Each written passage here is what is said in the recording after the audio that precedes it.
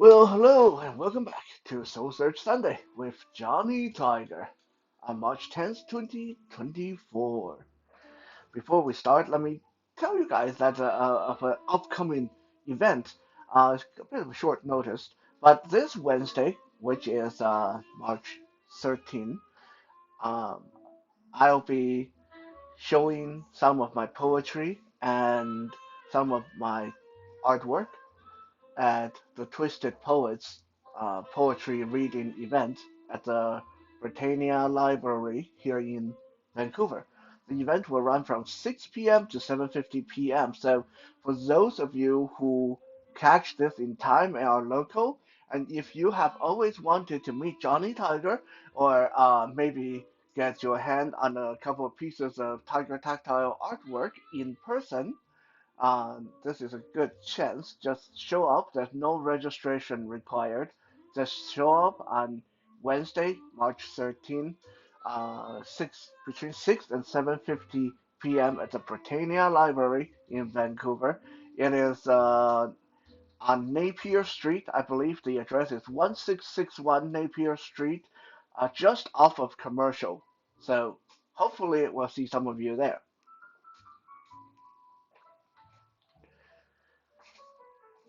Have you guys ever run into people like this? People that no matter what is it they're trying to do, it can be someone you play games with, it can be someone you work with, it can be someone you study with.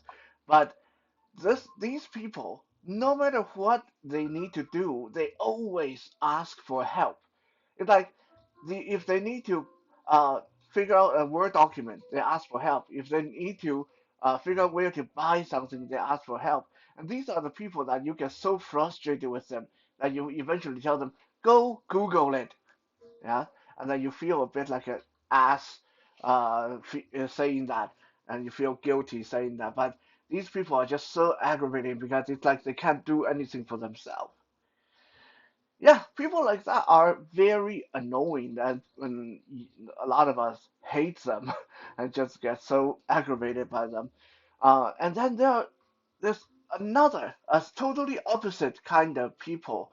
There's a kind of people that they just don't ask for help whatsoever. It can be the world is falling down upon them, and they won't say a thing. They will suffer in silence. They'll either survive on their own or they will, uh, like get buried under the trouble quietly. And one day you suddenly hear they like no something bad happened to them, and you're like, wow, what happened? How come they didn't say anything? What if they needed an electric drill, why didn't they ask me? I have like three spare ones laying around. Yeah, these are people who are so much into self-efficiency that they refuse to ask anyone for help. And even sometimes when you offer to help them or when you help them, you somehow end up feeling like you are imposing on them. You almost feel guilty helping them because they didn't ask you, and they are not really appreciative. They're like, oh, okay. It's almost like you went to the trouble of helping them for nothing. Now, a lot of people say, wow, I want to be completely self-sufficient. I don't want to depend on anybody. I don't want to ask anybody for help. Let me tell you this, Johnny Tiger used to be exactly like that, like not asking for help. I had that down to an art. Growing up as a person with multiple disability, I had quite a complex. I felt that anytime I asked for help, it's showing weakness. I felt that anytime I asked for help, people would look down upon me as a blind and deaf person. So I grew up as that person. I was that person who would wander around lost in -20-degree weather, and I would refuse to open my mouth to ask for help. I would rather freeze to death than ask for help. If I didn't have food at home, if I didn't have money for food, I would go hungry. I would just sleep, sleep, sleep until I get my next paycheck, and I wouldn't open my mouth to ask for help. I would rather starve than ask for help.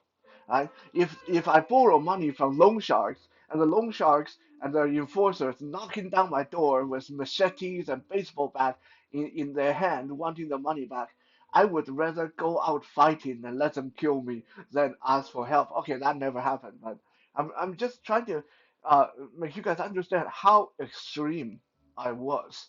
Uh, with this whole I don't ask for help. I don't want to impose on people. People have a lot of their own problem. They don't need my problem. I don't want people looking down on me. I don't want people saying no to me. I don't want to be rejected. I don't want to be laughed at, and so on and so on. You make up so many excuses for yourself not to open your mouth when you don't want to open your mouth.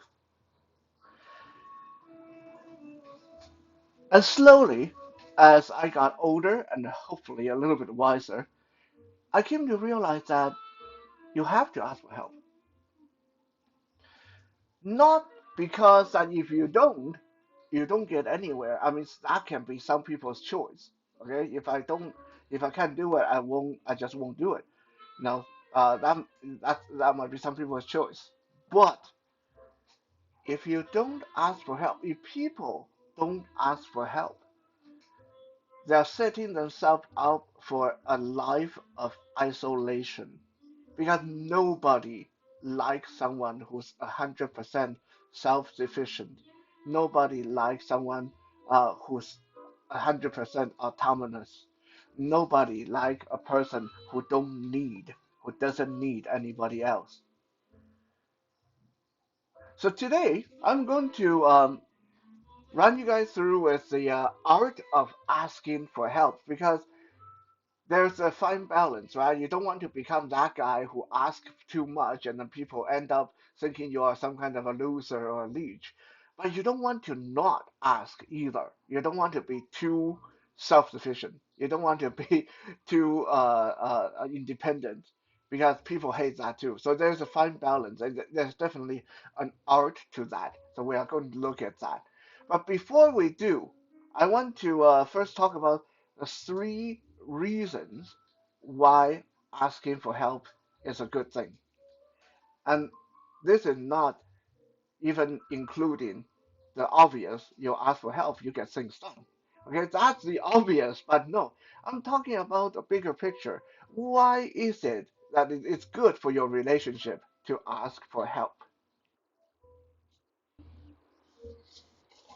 The first reason why socially speaking, asking for help is good, is that it builds emotional investment. What is emotional investment? Um, I'm sure you guys have experienced this or seen this before. Let's say you have a couple, a man and a woman, who start dating, and this woman is so strong and so independent, and she never let him pay for anything. She never needs anything from him. She never require him to help her with anything. She knows everything about the computer. She knows how to fix her own car. She doesn't need him to do anything. All she ever want is for him to be with her. Okay, sound great, right? On the surface, it sounds great, but in the end, what often you'll see is the guy will either leave her or cheat on her without a second thought. Why? Because the guy is like, well, she doesn't need me. You know, what am I good for in this relationship? What am I good for? Like I'm not necessary. I'm not needed. Uh, and then we look at the other scenario, okay, man and a woman, or no, we don't even have to keep this heterosexual sexual. It can be LGBTQ. Uh, two people getting together for a relationship, and then one person would ask the other to help them with computer, ask the other to help drive them to places. Let's say this one partner is disabled, right? And they will require more help from the other person. Now, on the outside, you think, wow, that's a lot of burden for the other person. But what usually happen in the end? is the person who is doing a lot of the work is not the one that leave the relationship, because for the simple fact that every time he does something or every time they do something for their partner, they build up um, an investment in their relationship. Right? When I have already done so much for you, when I have spent $5,000 on getting birthday gifts and Valentine's Day gifts and memorize your birthday and meeting your parents and memorizing your family, when I have put in that kind of investment, when I have to help you with computers, when I don't want to leave you because I feel one, I'll feel guilty if no one's helping you. And two, I've already put in so much work. I don't want all that work, all that help I've given you to go to waste. If I leave you now, I'll feel like a sucker. Right?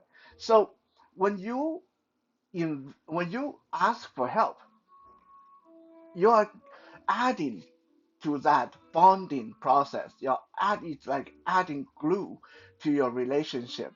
So if the person decide, or the person's thinking about not to be your friend anymore, or the person's trying to think to ditch you or not be your lover anymore, they are thinking, oh crap, well, no, where is he going to, or where is she going to find help if they need computer help, and no, what about all the money I already spent on them? Or how about all the jewelries I bought for them?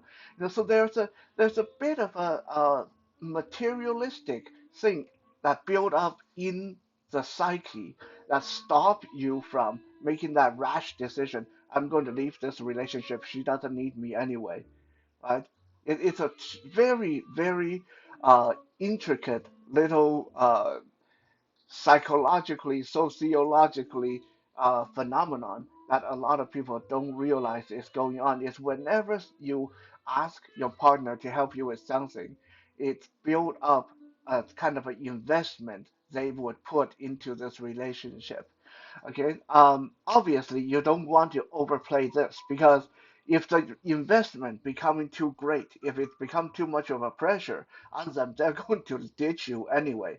Okay, but within reason, it's always good to make your friend or your partner feel needed, feel useful, and feel like they're investing something in the relationship. So, for example, when I was younger, I used to be that guy. I was so chauvinistic that I believed that I should do everything for my girlfriend, and anything from picking things off the floor, vacuum and clean and cook and wash dishes. All I wanted her to do would be to sit there and look pretty, right? Um, but a lot of times, what that resulted in is I felt like I invested a lot in the relationship, but the other person, my girlfriend, wouldn't have felt that they were contributing. So now, as I mature more and become a little bit more lazy, I'm totally okay if my partner want to say, hey, let me do laundry, or hey, let me vacuum the floor. I'm perfectly okay sitting back. Let them do it. As long as they are not stressing out too much, as long as I know they can handle it, I have no problem letting them invest some of their time, some of their effort into the relationship, because that is what makes a relationship great and strong. A relationship without any emotional investment is very easily uh, crumpled, very easily destroyed.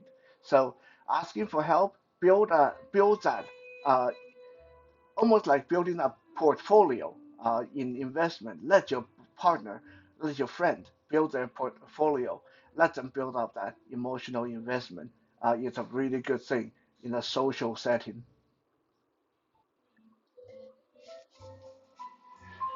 Number two, why in socialization it is good to ask for help, because it fosters a feeling of accomplishment. It strokes their ego, to put it bluntly. Okay, everybody likes that feeling to be needed, to be important, right? If you have friends, you'll have noticed that if you have friends, you have a girlfriend, boyfriend, whatever, you will have noticed that sometimes they're so eager to help. And when you ask them for help, especially when you ask for the right kind of help, we are going to get to that in a little bit. But especially when you ask for the right kind of help, they're so happy. It's almost like it's them doing you a favor, but it's almost like you are doing them a favor by asking them to help. This is what I'm talking about. When you ask for help and the person can do it, it's a good feeling for a lot of people. And that feeling of accomplishment, that feeling of, hey, I helped, I matter. Without me, that couldn't have been done this well, is a wonderful thing. And I think everybody in your circle, everybody around you deserve to feel that. So this is the second reason why asking for help is a good thing.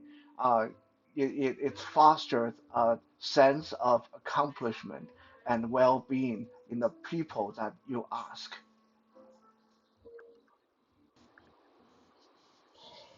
The third reason why asking for help is really good for your relationship, whether social or intimate, is that you build up social credit. What is social credit? It's just like regular credit. Let me tell you a true story. For the longest time in my life, I did not use a credit card because I didn't believe in credit card. I saw uh, uh, what happened with credit card with my parents, how bad they abused their credit card and how much they couldn't pay the credit card and how much stress it was and how the interest rate was ridiculous and all that stuff. I grew up hearing all the horror stories about credit card, and my sister had 8 credit card, and every one of them maxed out, and she's almost at the point of wanting to kill herself before she finally uh, declared bankruptcy and all that stuff. So I grew up in a family where credit card was like the ultimate evil. Um, so it wasn't until right before COVID wasn't until like 2019 that I got my first credit card. I lived almost 40 years of my life without using credit card. Uh, where credit card was needed, I had one of those prepaid card that work like a credit card, but it's not a credit card because you have to put money on it yourself. You're spending your money, not the bank's money, right? So I had one of those prepaid card. If I had $200 on it, I knew to spend $200. If I had $100 on it, I knew I only had $100. And it's my money. I didn't owe anything to anybody. I thought I was doing a good thing. Okay, for the longest time, I was like patting myself on the back and then bragging to everybody. Do you know that I don't even use a credit card? Haha, look at you guys. Look at you guys. Like, I didn't say that, but in my head, I was thinking, look at you guys struggling with your credit card debt. Look at me. I never used a credit card. I'm so awesome. I'm so successful. I'm so smart. Until it came back and bit me on the butt unexpectedly one day. I can't even remember what I was trying to do. I think I was trying to do something like either rent or I had to do something that required a credit check. And I I failed the check utterly and completely. Like the way the bank told me is you don't even have any credit history. So we can't even do a credit check because there's nothing. And that's when I realized how bad it was to not have a credit history. Okay, I always thought that, oh, if I don't use a credit card, I don't need credit history. I don't need to worry about my credit. Wrong, right? I couldn't get any loan. I couldn't get past anything. I couldn't do anything that required credit check. I couldn't even do a down payment or payment plan at the store. Okay, I couldn't do anything that required credit. It was horrible. That's when I finally decided, wow, this sucks. I need a credit card. Uh, why am I telling you this story? Because social credit work exactly the same way. Every time you ask for help, and then in some way you repay that help, you're building up your credit with the person that helped you. But if you never ask for help, then you are like me without a credit card. Right? So when you actually need help, people don't know to help you because you never asked. Worse than that is that when your friends need your help, they don't want to ask you either because you haven't built up any credit with each other. Okay, if you help them today, they help you tomorrow, you help them next day, they help you tomorrow.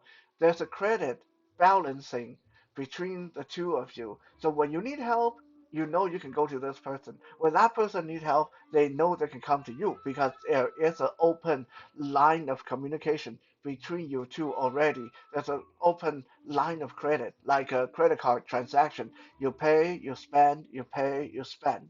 Right? But if there's nothing, if you never ask them for help, then they feel awkward asking you either because they people are shy. People are worried about rejection. Not just you. People, everyone's worried about rejection. So people don't want to ask you, and you say something to them like, "Well, why should I help you? You never help me," because you never ask them for help. So when there's no credit between you and the other person, the friendship or relationship is a very dry and brittle one. It will fall apart easily because there's no uh, linking factor that hold it together. When you build your emotional investment, when you build your social credit, those are the things that hold society together. Those are the kind of things that hold relationship together. When you come to me and ask me for help uh, regularly, then I don't mind asking you for help. And I don't mind helping you if I know that you're going to help me back. So that's how friendship or relationship, any kind of positive relationship, is formed. Remember, there have to be back and forth. There have to be activities. You can't just talk on the phone once every year or once every 2 years and you never ask each other for help. You never borrow money from each other and you never done anything together. And you can't do that and still expect the relationship to stay strong.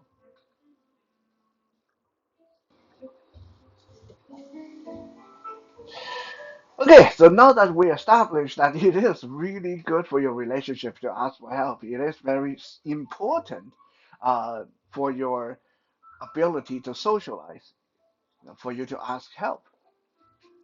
There are the right ways and there are the wrong ways of asking for help.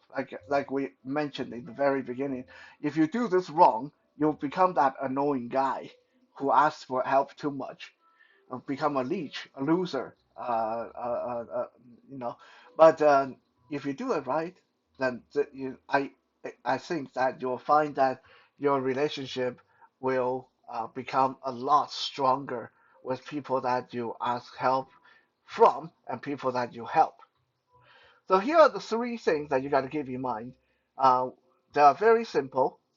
Number one, know who to ask. Okay, this is very important, right? Uh, Before you open your mouth, you need to figure out who is a likely candidate. And you need to know your friend. You need to know the person that you're asking. For example, if you want to uh, ask for a ride to go to the hospital, well, then Johnny Tiger is probably not the person you want to come to because I'm blind. I can't drive. The best I can do is give you some money for you to call Lyft or Uber. Uh, that's how I would help you. But you know, it's not. Uh, it's not a good fit, right? If you want a mechanic, you ask a mechanic. If you got plumbing problem, you got to ask that friend who know plumbing. If you got a problem with doing government paperwork, then you got to ask that friend who is very good or very comfortable doing that kind of stuff. If you ask the wrong person, a lot of times it's not so much that they don't want to help you. A lot of times they can't help you, right? Um, Now, knowing the right person, the right skill set, there's two kind of people that it's very good to get help from. Also good to keep this in mind.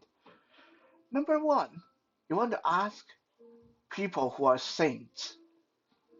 And what do I mean by people who are saints? People who have a savior complex, people who feel good helping people who always have a smile on their face when they are given a task, people who are so eager to get in there like a dirty sock. Okay, these are the people that you want to ask first because at the same time you're asking them, you're getting things done, but you're also helping them. You're stroking their ego, like we mentioned before. You're helping them feel good. So it's a very good situation. So if you have people in your life that is like that, like got that savior complex, that always want to be the salvation of the world, want to be the person who get everything done, then that person is a person to ask. Okay, uh, it's going with, going along their grain. It's good. Now, if you don't have someone who's like that in your life, then the next best people to ask for help from are people who are beneath your rank or people who are in some ways inferior to you. Why is that? Some people say, well, that's counterintuitive because, if I want help, I obviously want help from people who is more superior than I am. No, when you ask for help from people who, especially people who already feel they're superior than you, then they'll feel even more superior. You'll feel even more inferior. It's bad for the relationship. If you ask for help from someone who seems or feel that they are inferior to you, or maybe if you are the boss of a company and you ask the custodian to help you, it makes them feel good because in their head they will think, oh wow, Johnny is a sensei, but and I'm just a white belt, and yet the sensei is asking me to look after the class. That makes me feel really good, right? And if I ask that black belt student to look after the class, they're like, oh, that's just so much work. They'll whine. They'll feel it's a lot of chore. But if I ask that white belt student to look after the class or to call the punching numbers or to lead the cardio, then they'll feel a sense of accomplishment, of feel good. So ask people who uh, kind of have a bit of an inferiority complex to help you will help them feel good also and help them feel a sense of accomplishment. So these are the two kind of people that you want to look for when you want to ask for help. One, a saint, and two, a person who is somehow inferior to you, either in rank or in ability, or one of those combinations.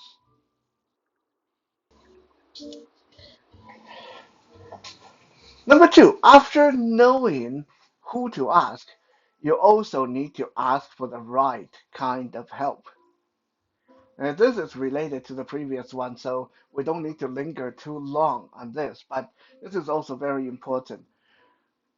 Ideally, you only ever want to ask people for the kind of help that is helpful to you and easy for them.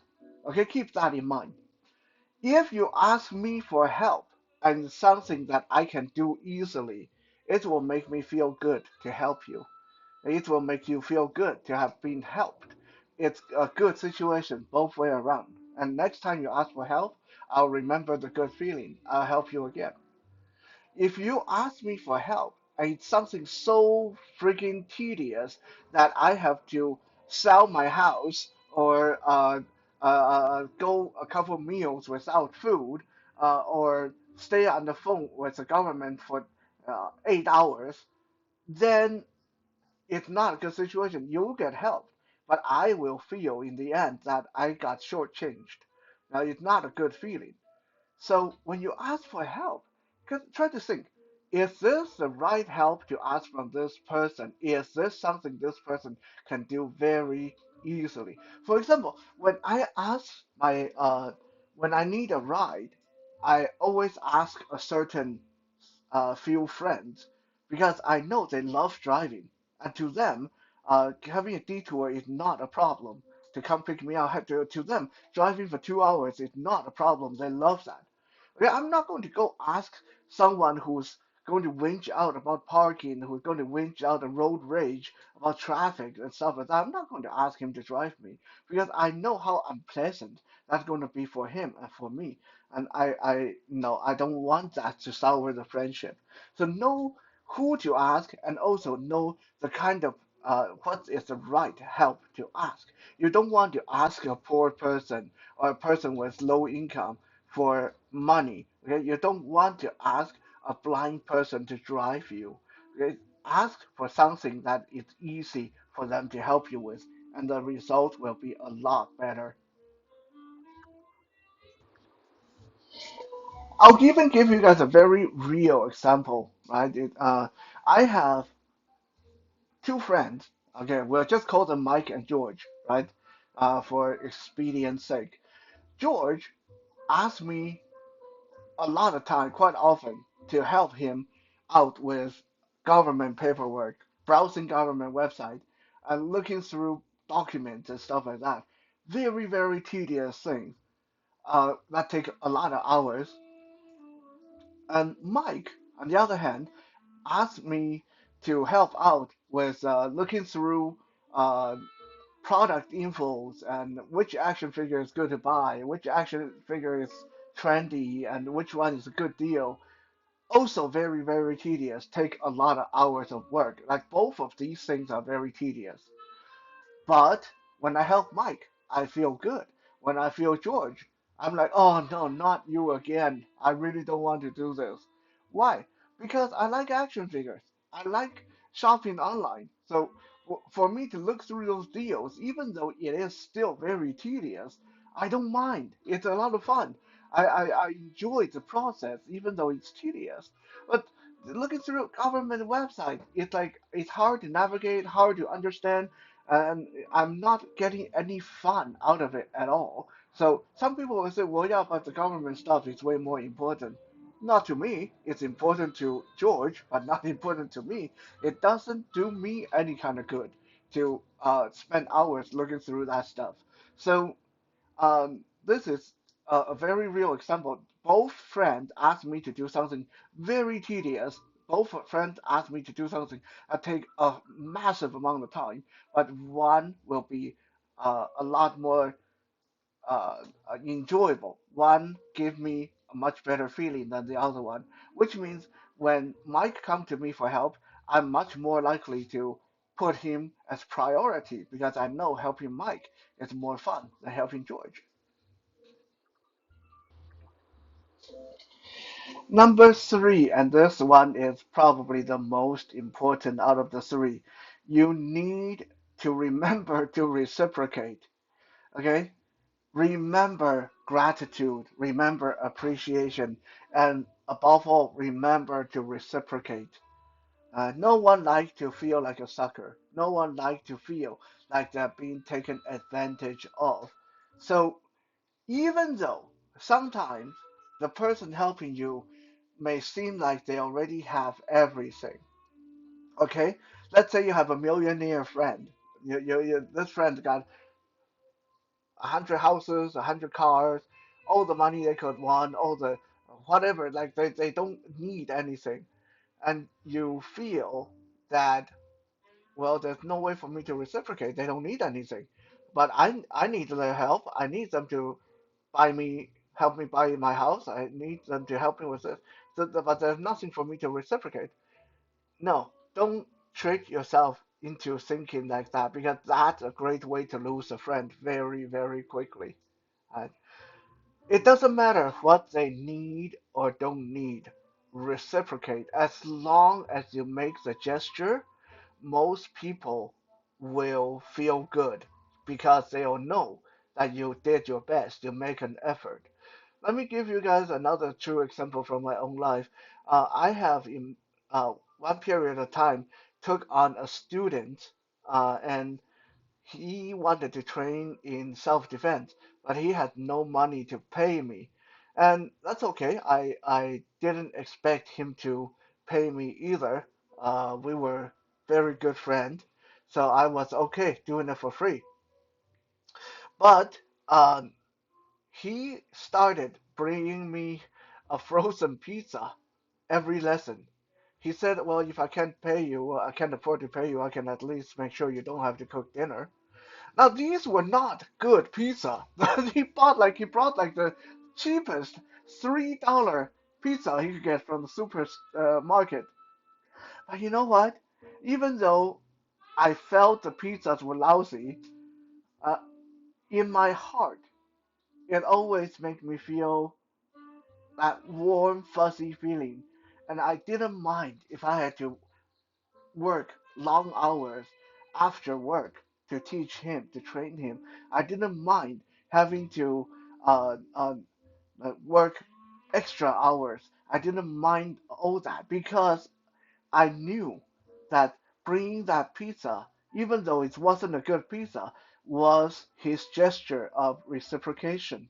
At least he made the effort, and that was good enough for me. Because don't forget, in the beginning, I was going to do it for free anyway.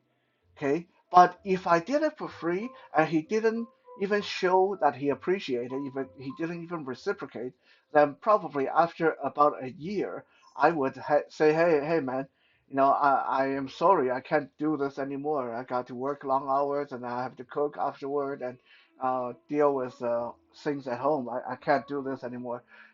I would probably run out of patience. I would probably cut that off. But because he showed me that he cared, because he showed me that he reciprocated, I was okay to continue to train him without complaint. So don't let yourself being lulled into that situation where you feel that there's no point reciprocating. The guy doesn't need anything. Bring them candy, bring them chocolate, bring them some snack. Okay, bring them coffee, bring them fruit. Okay, things that don't necessarily have to cost a lot, the things that they can afford themselves. And sometimes, let's say you go to McDonald's and bring them a large coffee, they may complain, "Oh man, this McDonald's coffee is really bad." Their mouth would be complaining, but their heart would be saying, "Wow, Johnny Tiger is really cool. At least he brought me coffee. That's great." You know. So always, for better or worse, to a certain degree, always remember to reciprocate. Again, remember that building up that social credit means there's have to be back and forth, back and forth. You help me, I help you. You help me more, I get you coffee. Let's keep so on and so on like that. Right? To recap, it's important to ask for help because first, it builds emotional investment. Uh, it fosters good feelings of accomplishment, and it build up social credit. And the right way, the art of asking for help is ask the right person, ask for the right kind of help, and always reciprocate. Thank you for checking out today's episode. I'll be back again tomorrow for some Music Monday. For now, have a good night.